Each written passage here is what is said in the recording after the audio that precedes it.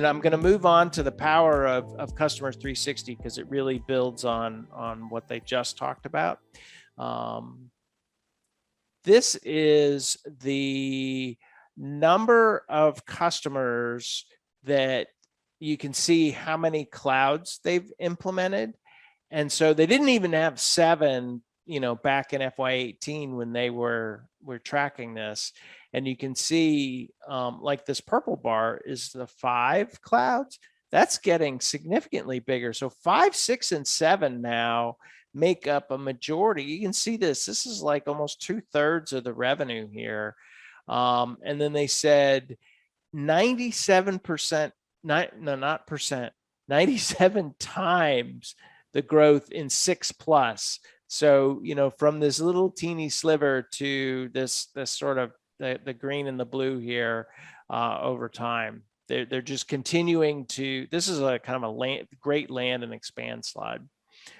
Here's another one, and this is one that I wanted to kind of point out that the size of Salesforce here is when you look at these numbers that show up on this enterprise expansion chart, it starts, this is annual recurring revenue. It starts at 10 million of annual recurring revenue. So if you compare it to a company like Asana actually starts at $5,000 a year. So the size of the customers that are represented on this chart are massive. And you can see just continuing to grow their footprint over time. These large enterprise customers are extremely, extremely important to Salesforce. And they talked about expanding into the industries. They have 12 different industry clouds. As Slack comes out, one of the things that they mentioned was even during the process, the period of time where they were waiting for everything to get approved, they were partnering with Salesforce as if they were a third party. And Salesforce actually did some development work on their side of the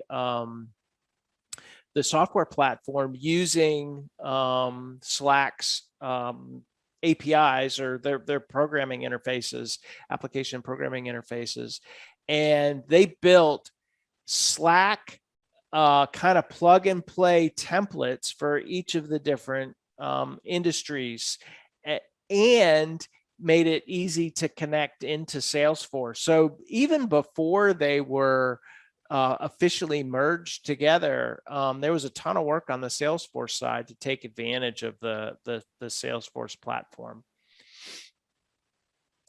Here's an example customer. You start with one cloud and it adds over time. And then this bar shows you the annual recurring revenue going from 2 million to 77 million. But it also works if the customers sign up for all the clouds in the beginning. They're seeing some of this happen where as users add and they unlock function over time, that increases revenue as well. This is really, there's so much going on here, but generally it's cool. You can look at land and expand over 3 years, and how many are new companies coming on versus existing companies where they're expanding, multi-cloud adoption and international. And both of these continue to be massive opportunities for them going forward.